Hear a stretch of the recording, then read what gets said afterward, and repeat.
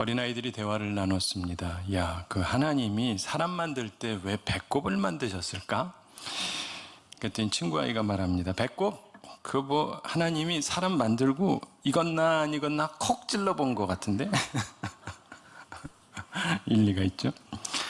어떤 자매가 기도를 했습니다. 하나님, 저희 죄를 용서해 주세요. 하나님께서 질문하셨습니다. 무슨 죄를 지었느냐? 자매가 그럽니다. 하나님, 저는 교만의 죄를 지었습니다.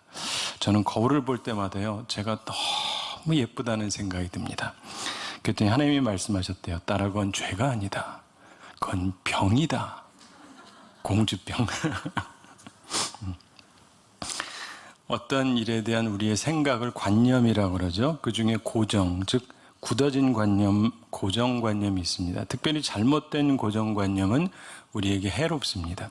오늘은 고정관념을 버려야 복을 받는다, 이런 제목으로 말씀을 나눕니다. 많은 사람들이 고정관념 때문에 복을 얻지를 못해요.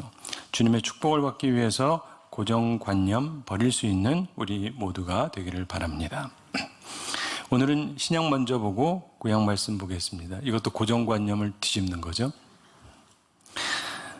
오늘 본문 1절에 그 후에 유대인의 명절이 되어 예수께서 예루살렘에 올라가시니라, 이렇게 말씀합니다. 예수님께서 명절에 예루살렘에 올라가셨습니다. 명절이기 때문에 사람들이 많이 모이는 시기에 이 사건이 일어났다는 설명이죠.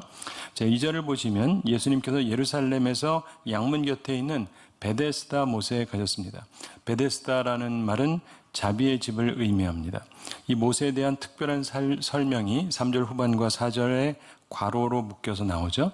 즉 천사가 가끔 못에 내려와서 물을 움직이게 하는데, 그때 먼저 들어가는 사람은 어떤 병에 걸렸든지 낫게 된다, 이런 전설입니다. 이곳에는 많은 사람들이 있었습니다. 본문 3절을 보시면 그 안에 많은 병자, 맹인, 다리 저는 사람, 혈기 마른 사람들이 누워 있었다, 이렇게 말씀합니다. 근데 예수님께서 왜 베데스다 못에 가셨을까요? 아마도 주님을 필요로 하는 곳이기 때문에 가셨을 것 같아요. 주님께서는 가장 필요한 곳으로 가십니다. 주님께서는 언제나 친구 없는 자의 친구가 되어주셨고 도움이 없는 사람의 도움이 되어주셨습니다. 그곳에는 여러 질병 가진 사람들이 있었죠. 불쌍한 사람들이 참 많이 있었습니다. 그들은 모두 슬픔의 사람들이지만 모두 동일하게 축복, 즉 건강의 회복을 기다리고 있었습니다. 근데 주님의 시선이 그 많은 사람 가운데 딱 한 명에게 향하셨어요. 그날 복받은 사람입니다. 딱 한 사람. 오늘도 우리 모두 주님 앞에 복받는 사람들이 되기를 바랍니다. 우리는 본문을 통해서 특별히 주님께서 이 38년 된 병자에게 하셨던 말씀을 살펴보겠습니다. 예수님께서 38년 된 병자에게 하신 말씀 3가지 말씀이었습니다. 첫째는 질문이에요. 6절 후반에 내가 낫고자 하느냐, 이런 말씀입니다. 이 병자가 누워 있었죠. 그의 병이 오랜 것을 주님께서 아시고 이 질문을 하셨습니다. 내가 낫고자 하느냐. 문제가 너무 오랫동안 해결이 안 되잖아요. 그럼 대체로 사람들이 더 이상 소망을 갖지 않습니다. 문제가 삶의 일부가 되어버리기 때문에 그렇습니다. 38년 동안 가지고 있던 문제라면 이제는 생활화된 문제예요. 소망을 포기하고 변화를 포기하는 것이 편할 수도 있어요. 근데 주님께서 찾아오셔서 묻습니다. 내가 낫고자 하느냐. 예수님께서는 물의 동함에 관한 어떤 이론을 전개하지 않았습니다. 단지 물으셨어요. 내가 낫고자 하느냐. 이 질문은 내가 변화를 원하느냐라는 질문이에요. 우리에게 내가 복받기를 원하느냐, 이런 질문입니다. 38년이라는 긴 시간이 그의 병은 낫지 않는다, 이런 고정관념을 주었을 수가 있습니다. 오늘 주님께서 우리에게 질문하십니다. 내가 낫고자 하느냐. 고정관념 버리고 복받기를 원하느냐. 이 질문 앞에 30년이 넘어도 복 못 받았어도 여전히 소망을 가지고 아멘할 수 있는 우리 모두가 되기를 바랍니다. 예수님께서 38년 된 병자에게 하신 두 번째 말씀은 명령입니다. 본문 8절을 보시면 일어나 내 자리를 들고 걸어가라, 이렇게 말씀하십니다. 누워있지 말고 일어나라, 그리고 자리를 들고 걸어가라, 이런 명령입니다. 이것은 변화되라, 이런 말씀이죠. 자기 몸도 제대로 움직이지 못하는 사람에게 이부자리 들고 가라, 이거는 불가능한 일을 하라는 거죠. 그의 고정관념은 할 수 없답니다. 근데 그것을 깨고 불가능한 일을 시도하라는 거예요. 오늘 낫기를 원하시는 분, 변화를 원하시는 분, 복받기 원하시는 분에게 주님께서 명령하십니다. 일어나 내 자리를 들고 가라. 불가능하다는 고정관념 깨라. 그리고 이제 할 수 있다고 믿어라. 그리고 시도해라. 복 받아라. 이렇게 명령하시는 주님의 말씀에 믿음으로 순종하고 변화를 체험하는 우리 모두가 되기를 바랍니다. 예수님께서 38년 된 병자에게 하신 세 번째 말씀은 권고입니다. 본문 14절을 보시면 보라 내가 나왔으니 더 심한 것이 생기지 않게 다시는 죄를 범하지 말라 이렇게 말씀합니다. 이 말씀은요. 받은 복 잃지 말아라 이런 말씀이에요. 38년 된 병자에게 특수하고 꾸준한 어떤 죄의 습관이 있었던 것 같습니다. 혹은 어떤 학자는 이건 과거 얘기가 아니라 치유된 다음에 주님이 하신 말씀이기 때문에 그때의 이 사람의 현재 상태를 언급한 것이다 이렇게 보는 분도 있어요. 즉 이 사람이 지금 하나님과 화목하지 않은 상태에 있는 것이라는 겁니다. 그럴 수도 있어요. 근데 어느 쪽이든지 간에 분명한 것은 그가 복을 유지하기 위해서는 주의해야 된다는 거예요. 받은 복 잃지 말아야 됩니다. 다시는 죄를 범하지 말라 이 말씀은 이 사람 과거 죄가 용서받았다는 뜻이 포함된 거죠. 그러나 더 심한 것이 생기지 않게 하라. 이 말씀은 경고입니다. 38년 동안의 절망보다 더 나쁜 것이 있다 이런 말씀이에요. 예수님께서 은혜를 베푸시고 동시에 경고도 여기서 하고 계십니다. 이 말씀은 생명을 유지하라, 복을 잃지 말아라 이런 말씀입니다. 우리는 이 말씀을 통해서 일어나 내 자리를 들고 걸어가라. 이렇게 은혜의 말씀을 하신 분께서 다시는 죄를 범하지 말라 하셨다는 사실도 잊지 말아야 됩니다. 참된 변화를 유지해야 되는 것입니다. 더 나쁜 고정관념에 사로잡히지 말아야 됩니다. 그래서 복을 잃지 말아야 된다는 것이죠. 이 권고의 말씀을 따라서 복을 받고 복을 유지하는 우리 모두가 되기를 바랍니다. 오늘 본문에 나오는 38년 된 병자를 잠시 생각해 보겠습니다. 그는 고정관념을 버렸기에 그날 복 받은 거예요. 이 사람에게 두 가지 특징이 있었습니다. 우리도 기억하고 배워야 됩니다. 첫째, 소망을 잃지 않는 거예요. 소망을 잃지 않는 것. 38년 된 병자는 세상적인 시각으로 보면 확실히 소망이 없는 사람이었습니다. 이 사람은 그런데 소망이 없는 사람이지만 소망을 잃지 않았어요. 세상의 고정관념을 소망으로 극복한 사람입니다. 우리도 그래야 됩니다. 본문 7절에 나오는 이 병자의 대답은 그에 대해서 몇 가지를 설명해 주죠. 그는 물이 동할 때 연못에 신속하게 접근할 수 없었습니다. 무엇보다 물이 동할 때 그를 연못에 넣어줄 사람이 없습니다. 이 말은 그를 돕는 가족이나 친구가 없다 이런 말이죠. 동시에 이건 이 사람이 가난하다 이런 뜻입니다. 무슨 말이냐? 돈이 있으면 도와줄 사람을 고용할 수 있을 텐데 그 돈이 없다 이 말입니다. 다시 말해서 그는 친구도 없고 돈도 없어요. 세상적으로 말 그대로 가망이 없습니다. 그래도 소망을 잃지 않았어요. 은혜 받으려면요 고정관념 탈피하셔야 돼요. 소망이 없어 보여도 소망을 잃지 않는 사람, 바로 그런 사람에게 어느 날 은총이 임하는 거예요. 미국에 일본계 미국인 3세 부부가 있었습니다. 이들에게 딸이 태어났어요. 근데 태어난 아이가 발이 정상이 아니었습니다. 그러나 소망을 잃지 않았어요. 어머니는 딸이 정상적으로 걸을 수 있게 하기 위해서 4살이 될 때까지 발을 교정해주는 특수한 신발을 신겼습니다. 이렇게 노력한 결과 딸이 6살이 되었을 때 정상적으로 걸을 수 있게 되었습니다. 근데 어머니가 더 큰 소망을 품었어요. 딸에게 아이스케이팅을 가르쳤어요. 이 아이가 남다른 재주도 있고 흥미도 보이고 그랬습니다. 스케이팅을 시작하고 나서 15년 지나고 나서 이 딸이 미국 대표 선수가 됐어요. 그래서 동계올림픽에 출전했습니다. 그리고 1992년 동계올림픽에서 금메달을 땄어요. 실화예요, 실화. 크리스티 야마구치 얘기입니다. 정상이 아닌 발로 태어나서 스케이트 세계 챔피언까지 되었다. 실화입니다. 근데 무엇이 가능케 한 겁니까? 바로 소망이에요. 소망. 고정관념에 매이지 않고 소망을 잃지 않았기 때문에 가능한 것입니다. 사랑하는 성도 여러분, 항상 소망을 품으시기 바랍니다. 나도 복 받을 수 있다라고 소망을 품으세요. 38년 된 병자의 두 번째 특징은 말씀 순종입니다. 말씀 순종. 그래서 은총과 복을 받은 것입니다. 주님께서 그 사람에게 일어나 내 자리를 들고 걸어가라 말씀하셨죠? 주님은 힘든 얘기를 하신 거예요. 근데 이 38년 된 병자는 주님 말씀 따라서 그대로 순종합니다. 그랬더니 기적이 일어났어요. 나를 지배하는 고정관념, 안 된다라고 생각하는 자기 틀을 벗어던지고 말씀에 따라서 노력해야 돼요. 그럴 때 기적이 일어나는 것입니다. 사랑하는 성도 여러분, 혹시 그것만은 안 된다 하는 게 있으십니까? 고정관념 버리세요. 하나님의 말씀 앞에 내 틀, 내 고정관념 버리세요. 그리고 말씀에 순종하세요. 예수님의 능력의 말씀이 병자를 고쳐주셨습니다. 예수님께서 명령하셨을 때 그 사람은 순종했어요. 그러자 기적이 일어났던 것입니다. 드디어 복을 받은 거예요. 이 기적이, 이 축복이 우리의 것이 되기를 바랍니다. 근데 이제 도전이 되는 한 가지가 남아 있습니다. 주님께서 그에게 권고하셨습니다.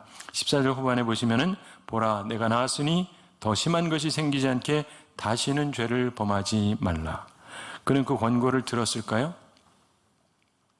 이렇든 저렇든 사랑하는 성도 여러분, 복을 유지하라. 받은 복을 쏟지 말아라. 받은 복 잃지 말아라.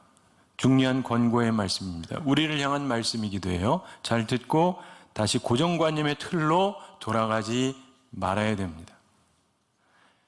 요한복음에서 표적이라는 단어가 중요합니다. 본문 앞까지는 표적이라는 단어를 통해서 믿는 사람이 생겨나는 사건들이 언급이 됩니다. 근데 이 기적은 표적이라고 불리지가 않아요. 사람들이 믿기는커녕 반발이 생겼기 때문입니다. 충격적인 일이에요. 우리는 이 사건을 통해서 충격적인 두 가지를 볼 수 있어야 돼요. 요한이 전달하려고 했던 것입니다. 첫째, 아무도 예수님께 고쳐달라는 사람이 없었다는 사실입니다. 자, 베데스다 못에 병든 사람이 많이 있었잖아요. 명절이라 사람들이 엄청 몰려들었습니다. 거기 병든 사람이 무척 많았어요. 그리고 그들은 38년 된 병자가 나은 걸 직접 봤어요.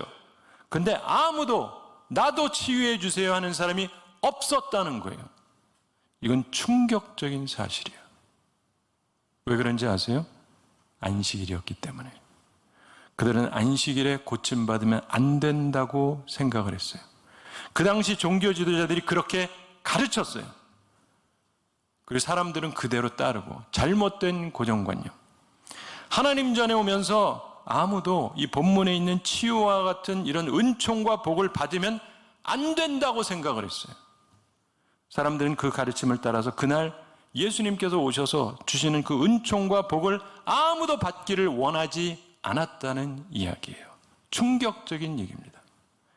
잘못된 신앙과 고정관념의 비극을 보게 되는 거예요. 일생일대의 기회를 그들은 아무도 잡으려고 하지 않았어요. 오늘날에도 이런 교회, 이런 사람들이 생각보다 꽤 많습니다. 수많은 사람들이 하나님의 전에 모여요. 근데 종교 지도자들이 복받을 생각하지 말라고 가르치는 경우가 많고, 또 사람들도 복받을 생각이 없어요. 받고 싶어 하지도 않습니다. 여러분은 어떠세요? 두 번째 충격적인 것은 유대인들이 치유의 기적에 관심이 없어요. 그리고 안식일에 자리 들고 가는 것에만 관심을 보였다는 것입니다. 12절을 보시면 그들이 묻되 너에게 자리를 들고 걸어가라는 사람이 누구냐? 그럽니다. 이들은 너를 고쳐준 분이 누구냐? 라고 묻지를 않았어요. 기적에 관심 없습니다. 단지 자기들 규칙이 있는데 그 어긴 부분에만 관심이 있어요. 안식일에 물건 들고 다니면 안 되는데 왜 들고 다녀? 이러는 거예요. 정말 이상한 사람들입니다. 이런 종교 생활은 저주요 죽음과 같습니다. 사랑하는 성도 여러분, 혹시 고정관념에 사로잡혀서 하나님의 은총을 거부하고 있지 않습니까? 그리고 다른 사람들도 복 못 받게 막고 있지 않습니까? 저는 그런 지도자가 안 되려고 상당히 조심을 해요. 항상 바라기는 우리 모두 고정관념 탈피하고 내 틀을 벗어나서 은총과 복을 받는, 그리고 복의 통로가 되는 우리 모두가 되기를 바랍니다. 이제 구약 본문 말씀을 잠시 살펴보겠습니다. 엘리야와 사르밧 과부의 이야기가 나옵니다. 엘리야는 역사상 가장 위대한 선지자 중에 하나였습니다. 그의 첫 예언은 내 말이 없으면 수년 동안 비도 이슬도 있지 아니하리라, 이런 말이었습니다. 그의 말대로 3년 반 동안 비가 오지 않았습니다. 첫 예언을 하고 그리시네가에 가서 지냈는데, 그러다가 오늘 본문에 보면 하나님께서 그에게 새로운 명령을 하세요. 9절을 보시면 하나님께서 너는 일어나 시돈에 속한 사르밧으로 가서 거기 머물라. 내가 그곳 과부에게 명령하여 내게 음식을 주게 하였느니라, 이렇게 말씀합니다. 이 지시가요, 상당히 특이한 질문입니다. 우리들의 고정관념으로 보면 상당히 이상해요. 세 가지 면에서 그렇습니다. 첫째로, 선언하고 나서 침묵하게 하십니다. 엘리야가 예언하게 하시고 오랫동안 침묵하게 하세요. 우리는 하나님의 명령을 통해서 하나님께서 말씀하시는 때와 침묵하시는 때가 있다는 걸 기억해야 돼요. 엘리야가 이제 입 다물고 있어야 돼요. 하나님의 종도 말할 때랑 입을 다물어야 될 때가 있는 거예요. 두 번째, 위험한 곳에서 보호해 주시겠다고 말씀하시는 겁니다. 시돈에 속한 사르밧은 그냥 아무 데가 아니고 우상숭배의 심장부입니다. 근데 거기로 가래요. 특별히 엘리야에게 제일 위험한 곳입니다. 근데 가장 위험한 곳에 가면 보호해 주시겠다는 거예요.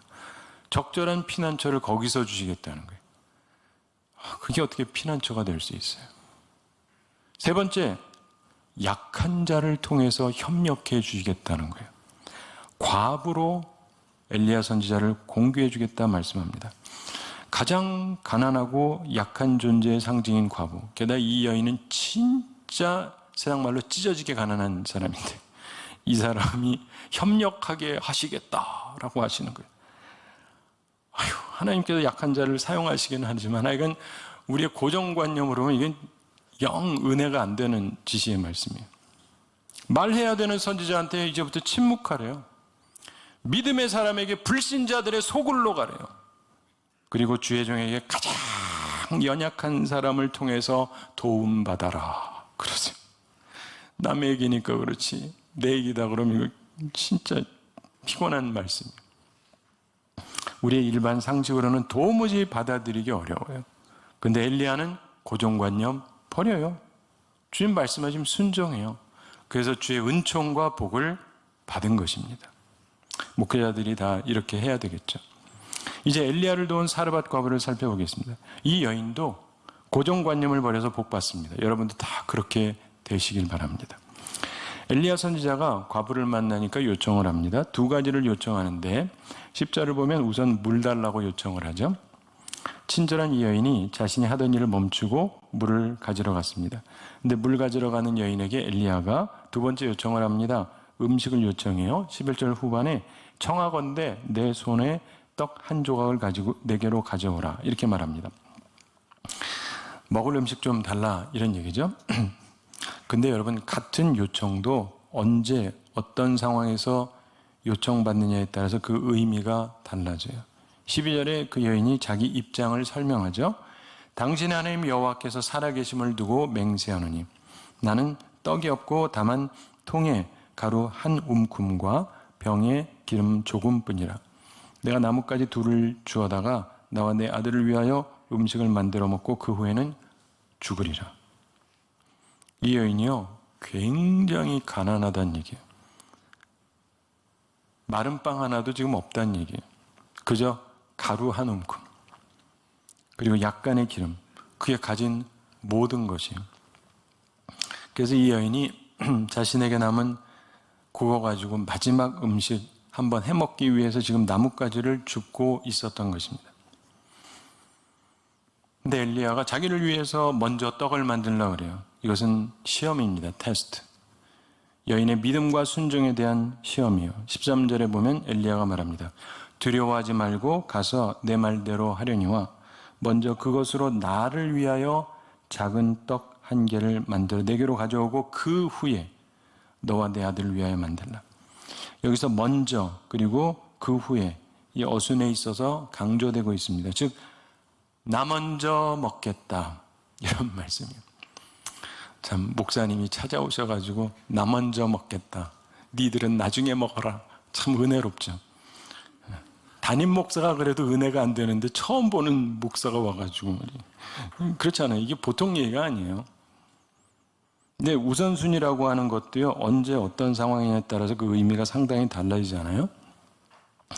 근데 분명히 선지자 먼저, 이게 교회 안에서도 쉽지 않은데 교회 바깥이잖아요. 이거는 믿지 않는 여인.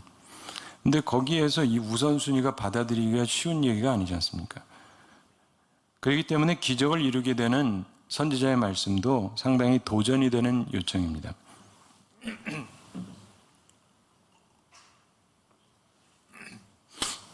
사랑하는 성도 여러분, 하나님의 기적을 맛보고 싶으십니까? 그렇다면 한 가지를 기억하셔야 돼요. 하나님께서는 반드시 신용 원칙으로 하십니다. 먼저 하나님의 나라와 의를 구하라는 거예요. 그러면 그 외 모든 것을 더할 것이다. 그것이 하나님의 기적이 나타나는 방식입니다. 그런데 사르밧 과부도 고정관념을 버려서 복을 받았습니다. 생각하기에 따라서는 이스라엘에 있는 소위 믿는다는 사람 중에는 단 한 명도 그럴 사람이 없어서 안 믿는 사람에게 가서 이 일을 했을지도 모르는 거예요.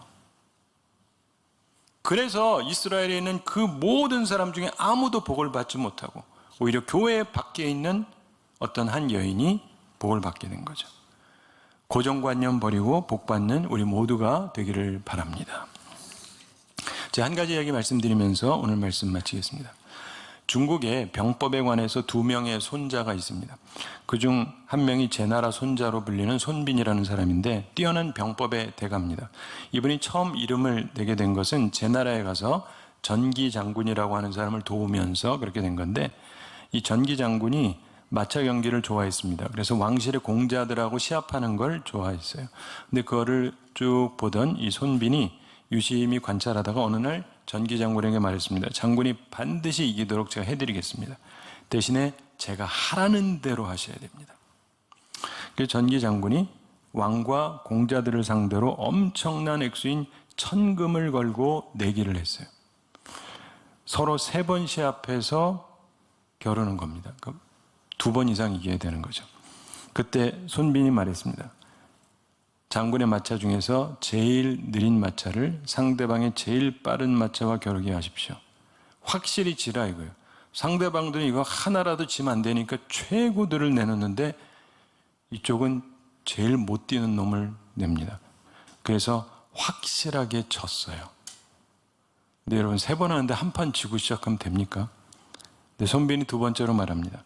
장군의 최고의 마차를 상대방의 중간치와 달리게 하십시오. 그리고 장군의 중간치 마차는 상대방의 제일 느린 마차와 겨루게 하십시오. 그의 말을 따라서 했는데 한 번은 확실하게 지고 2번은 이겼어요. 결국 자기가 이겨서 1000금을 얻었습니다.